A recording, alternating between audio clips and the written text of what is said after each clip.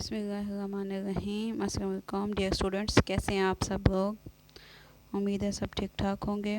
Welcome to in fourth semester and I am your teacher miss Saba Tabish and I am going to teach you the subject animal form and function. और बेटा आज हम अपना first lecture start करने जा रहे हैं। हमारा जो चैप्टर नंबर 1 है उसका नाम है protection, sport and movement.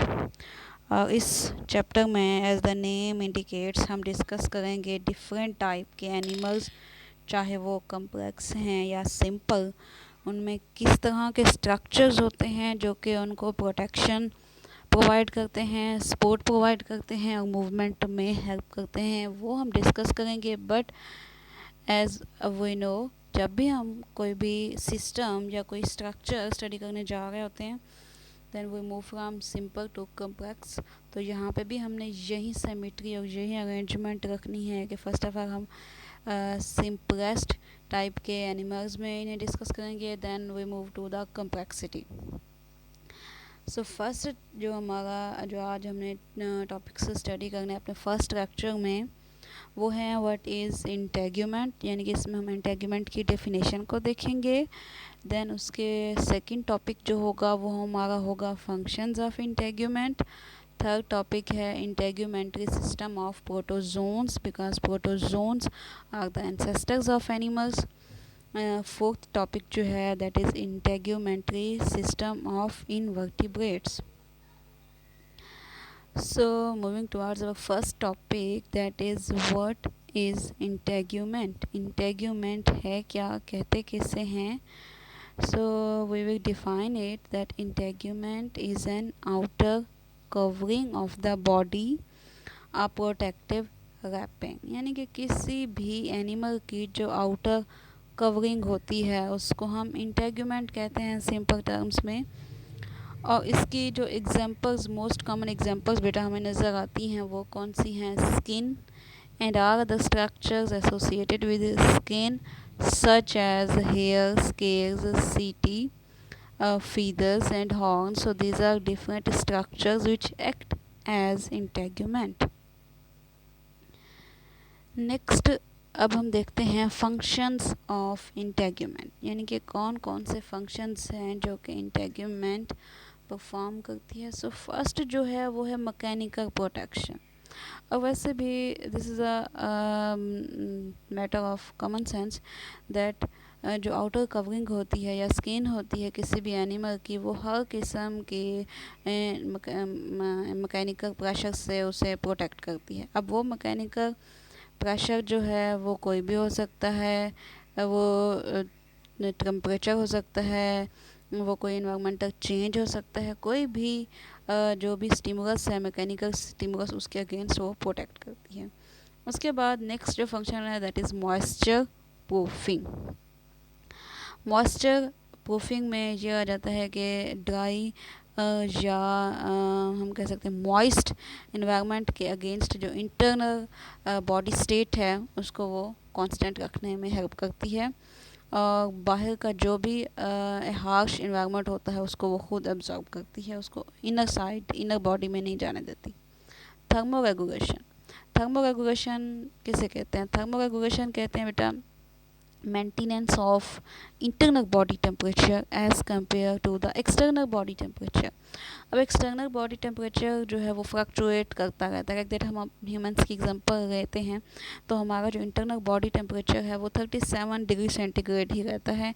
In spite of changes in external environment, sometimes it becomes 42, sometimes it become 50 like that in summers, and in winters it decreases to 10 degree centigrade, 20 degree centigrade, depending upon different countries. But internal body temperature remains constant, that is 37 degree centigrade. So ये काम भी कहाँ पे होता है? ये भी हमारी इंटेग्यूमेंट परफॉर्म करती है, हमारी स्किन जो है वो ये फंक्शन परफॉर्म करती है। नेक्स्ट है सेंसरी रिसेप्टर्स। हमारी स्किन के अंदर वेरियस टाइप्स के सेल्स होते हैं जो कि सेंसरी रिसेप्टर्स के तौर पे एक्ट करते हैं, और वो जो डिफरेंट मैसेजेस होते हैं उनको सेंसरी न्यूरॉन्स के थ्रू ब्रेन की तरफ लेके जाते हैं। इसके बाद है एक्सक्रीटरी रोग। एक्सक्रीटरी रोग में अब क्या आ जाता है, अब देखें जैसे simplest animal like that amoeba है, पैरामीशियम है, उसमें ये होता है कि जो exchange of excretory products like that ammonia है वो या यूरिया है, वो उनकी स्किन के थ्रू ही होगा। स्किन तो हम वहाँ पे नहीं कह सकते उनके इंटेग्यूमेंट को, बल्कि उसको हम प्लाज्मा मेम्ब्रेन कह सकते हैं सिंपल, जो कि उनकी इंटायर इंटेग्यूमेंट होती है, उसके थ्रू हो रहा होता है। एक्सक्रीटरी जो गैसेस हैं वो एग्जिट करती हैं डिफ्यूजन के प्रोसेस के through in the outside environment. So that's why integument is also very important in performing excretory role. अब नेक्स्ट कुछ और फंक्शंस हैं। सिक्स्थ जो फंक्शन है दैट इज़ रेस्पायरेटरी रोल। अब रेस्पायरेटरी रोल किस तरह से इंटेग्यूमेंट परफॉर्म करती है, exchange of respiratory gases like carbon dioxide and oxygen will take place through the integument. So that's why integument is very important in performing respiratory role. Carbon dioxide exit करेगी body को diffusion के through, और oxygen जो है वो diffusion के through इन होगी body में। तो ये रेस्पिरेटरी रोल है इंटेगुमेंट का। नेक्स्ट जो है वो है पिगमेंटेशन। इंटेगुमेंट में डिफरेंट क्रोमेटोफोर सेल्स होते हैं जो कि डिफरेंट टाइप के पिगमेंट्स सिक्रेट आउट करते हैं, और इन पिगमेंट्स के डिफरेंट फंक्शंस होते हैं। कुछ पिगमेंट्स जो होते हैं वो थ्रेट्स जनरेट आउट करते हैं किसी भी प्रेडेटर के लिए, या कुछ पिगमेंट्स जो होते हैं वो अट्रैक्टेंट के तौर पे भी एक्ट करते हैं। नेक्स्ट जो है वो है सिंथेसिस ऑफ विटामिन डी। आपने अक्सर सुना होगा कि हमारी जो स्किन है, अगर हम उसको सनलाइट एक्सपोजर देते हैं तो वो विटामिन डी बनाती है, क्योंकि हमारे स्किन के अंदर वेरियस टाइप्स के ऐसे सेल्स हैं कि जब उन्हें स्टिमुलस मिलता है सनलाइट का तो वो एक्टिव हो जाते हैं और वो विटामिन डी को बनाते हैं। और ये एक स्पेसिफिक विटामिन है जो कि हमारी स्किन बनाती है। बाकी विटामिन हमें बाहर से लेने पड़ते हैं, लेकिन ये एक ऐसा विटामिन है जो कि हमारी स्किन बनाती है, लेकिन उस वक्त बनाती है जब उसे एक्सपोजर दिया जाता है सनलाइट का। So it means that synthesis of vitamin D is also one of the function of the integument. Next है जी सेक्सुअल अट्रैक्टेंट। जैसे अभी मैंने आपको बताया कि हाँ स्किन के अंदर या इंटेगुमेंट के अंदर एक कैपेबिलिटी होती है कि वो डिफरेंट टाइप के पिगमेंट्स जनरेट आउट करती है, जिसकी वजह से डिफरेंट कलर्स प्रोड्यूस होते हैं। और इनके रिस्पॉन्स में इन कलर्स का जो फ़ायदा क्या होता है उस एनिमल को, वो ये होता है कि ये कलर सेक्सुअल अट्रैक्टेंट के तौर पे भी एक्ट करता है, यानी कि एक ही स्पीशी के जो अपोजिट मेट्स हैं उनको अट्रैक्ट करने के लिए। हाँ जी, नेक्स्ट जो हमारा टॉपिक था that was integumentary system of protozoans. Protozoans are the simplest type of organisms among the eukaryotes. जब हम यूकेरियोट्स को देखते हैं तो जो सबसे सिंपलेस्ट हैं वो ये आ जाते हैं प्रोटोजोन्स। और protozoan as the name in proto mean initial and zoans is derived from animals. So protozoans are the ancestors of the animals. So that's why इनकी फीचर्स, इनमें क्या क्या चेंजेस आई तो इनसे एडवांस्ड एनिमल्स अराइज हुए। सो अब देखते हैं कि इनमें क्या इंटेगुमेंट्री सिस्टम है। Protozoans have only delicate plasma membrane as external covering. तो प्रोटोजोन्स में जो एक स्पेसिफिक स्ट्रक्चर है वो सिर्फ डेलिकेट प्लाज्मा मेम्ब्रेन ही है जो कि इनके इंटेगुमेंट के तौर पे एक्ट करता है। और अगर हम इसके फंक्शंस को देखें तो ये होते हैं जी surface area for respiration and excretion. It means that plasma membrane provide surface area for respiration and excretion. जितनी ज़्यादा सरफेस एरिया होता है उतनी ही रेस्पिरेशन के चांसेस भी ज़्यादा होते हैं, उतनी ही एक्सक्रीशन के चांसेस भी ज़्यादा होते हैं। और सेकंड जो है वो है Uptake of dissolved nutrients from surrounding, यानी कि फूड इनटेक में भी हेल्प करता है। इसकी अगर हम डायग्राम की तरफ देखें तो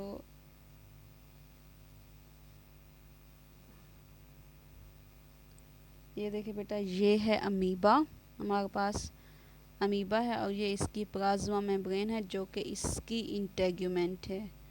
और ये जो है ये पैरामीशियम है जो कि अभी हम नेक्स्ट स्टडी करने जा रहे हैं। ये हमारे पास पैरामीशियम है। Paramecium is one of the ciliates. तो सीरिएट्स में प्लाज्मा मेम्ब्रेन के अलावा, ये प्लाज्मा मेम्ब्रेन है, प्लाज्मा मेम्ब्रेन के अलावा एक और आउटर कवरिंग भी होती है जिसको हम पेरिकल कहते हैं, और इस पेरिकल के ऊपर सीरिया अटैच्ड होते हैं, इंटायर सरफेस पे अटैच होते हैं जैसे कि पैरामीशियम में, या वन पोर पे अटैच हो सकते हैं, एक पूरा गुच्छा सीरिया का। डिफरेंट सीरिएट्स में इसकी जो लोकेशन है वो डिफरेंट होती है। सो ये जो सीरिएटेड कवरिंग है इसको हम पेरिकल कहते हैं, जो कि एक एडिशनल कवरिंग होती है सीरिएट्स की। So it is also considered as a type of integument. Now let's move towards our lecture. So अब हम डिस्कस करने जा रहे हैं बेटा पेरिकल को। सो पेरिकल क्या है? This is an additional outer covering of ciliates such as paramecium and vorticella. और इसकी लोकेशन ये होती कहाँ पे है? जैसे अभी आपने डायग्राम में देखा कि this protective coat is present outside the plasma membrane. अब फंक्शंस इसके क्या हैं? फंक्शंस पेरिकल के ये हैं कि it provides force of cilia फ्रेजेरा to the entire body during movement, यानी कि ये सीरिया और फ्रेजेरा को फोर्स प्रोवाइड कर देते हैं, उनको साइट ऑफ अटैचमेंट प्रोवाइड करती है, और उसके अलावा वो फोर्स प्रोवाइड करती है कि वो मूव कर सकें और बॉडी को मूव करवा सकें। उसके बाद है environmental protection to the body भी ये प्रोवाइड करती है। नेक्स्ट अब आते हैं अपने लास्ट टॉपिक की तरफ, that is integumentary system of invertebrates. So invertebrates जो हैं, चूँकि वो मल्टी सेलुलर एनिमल्स हैं, तो इनके अंदर एडाप्टेशंस भी कुछ एडवांस्ड हैं। Multicellular invertebrates have a more complex integument than protozoans. अब इनकी जो इंटेग्यूमेंट है उसमें डिफरेंट लेयर्स होती हैं। जो सबसे नीचे वाली लेयर है वो है बेसमेंट मेम्ब्रेन। उसके बाद उसके ऊपर जो होती है वो होती है एपिडर्मिस। एपिडर्मिस से जो ऊपर होती है वो होती है बेटा प्रोक्यूटिकल, और प्रोक्यूटिकल की फिर फर्दर दो लेयर्स होती हैं, एक्सोक्यूटिकल एंड एंडोक्यूटिकल। और इसके अलावा जो फोर्थ वन लेयर होती है दैट इज़ एपिक्यूटिकल। ठीक है, तो ये डिफरेंट 4 लेयर्स होती हैं किसकी? इंटेग्यूमेंट ऑफ इनवर्टिब्रेट्स की। First one is basement membrane and second one is epidermis. अच्छा, बेसमेंट मेम्ब्रेन और एपिडर्मिस के दरमियान में एक कनेक्टिव टिश्यू लेयर भी होती है जो कि इन दोनों को आपस में अटैच करती है। थर्ड वन प्रोक्यूटिकल, जिसकी फर्दर 2 लेयर्स हैं, exocuticle and endocuticle, and the fourth one is epicuticle. So these are different 4 layers of integument of invertebrates. अच्छा, इसके अलावा इनकी जो इंटेग्यूमेंट है उसको क्यूटिकल भी कहा जाता है, ये सेकंड नेम फॉर इट।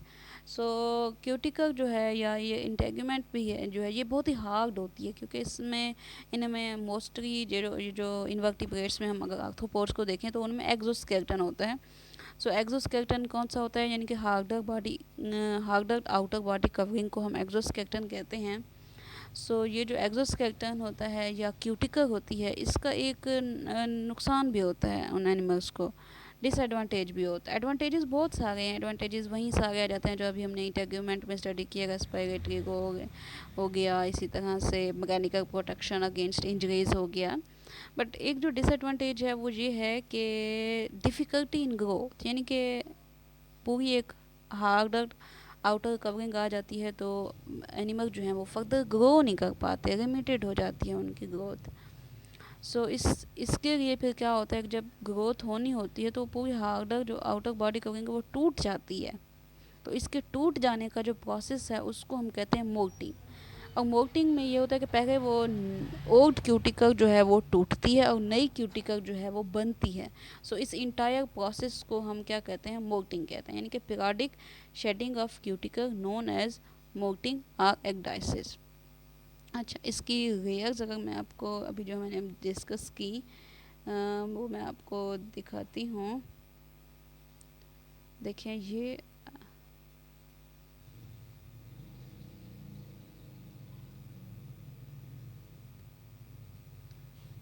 ये देख सकते हैं आप बेटा, ये जो अभी हमने अभी लेयर्स डिस्कस कर रही है, मैंने आपकी बुक का ही इमेज लिया हुआ है।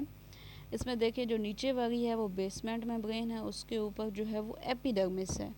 उसके बाद दो लेयर्स दिखाएगी, एंडोक्यूटिकल, एक्सोक्यूटिकल, जो कि किसकी लेयर्स हैं, प्रोक्यूटिकल की, और लास्ट वन जो है वो है एपिक्यूटिकल।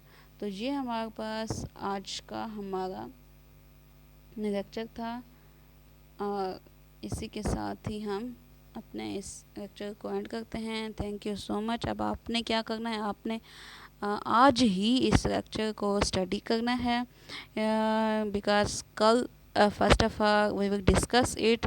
I will ask some questions and you will have to give its answers, and then we proceed further. So thank you so much.